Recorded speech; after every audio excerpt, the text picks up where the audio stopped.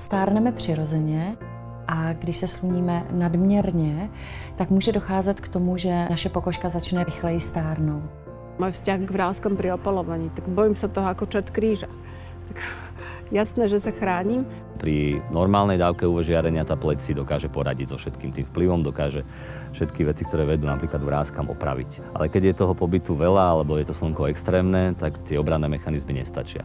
Hlavný vplyv je vlastne poškodenie tej vnútornej štruktúry pleti, kolagénových elastínových vláken, ktoré nám držia tú pleť vypnutú, jednoliatú, a keď sa tie poškodia, tak vznikajú vrásky.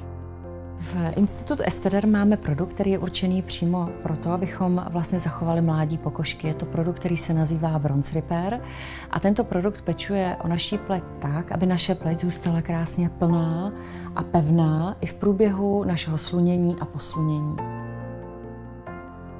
Není zanedbateľné, aby sa tá dáma okolo už tej 35-ky začala o seba starať a myslela aj na to, že áno, máme všetci radi tú bronzovú pleť, ale dlhoročným vystavovaním sa tej pleti tomu slnečnému žiareniu prichádzajú s tým aj vrásky.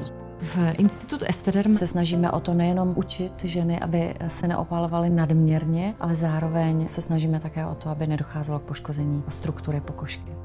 To je taký veľmi jednoduchý postup. Vlastne chránime pleť povrchovou ochranou, aby tá dávka žiarenia bola stále v rovnováhe. Vo vnútri chránime pred dehydratáciou, posilňujeme prirodzené obranné mechanizmy, aby sa tá pleť dokázala brániť. No a zároveň posilňujeme tú vnútornú štruktúru kolagénu a elastínu a vlastne tento komplexný efekt zabezpečí to, že ste na slnku a nevznikajú vrásky.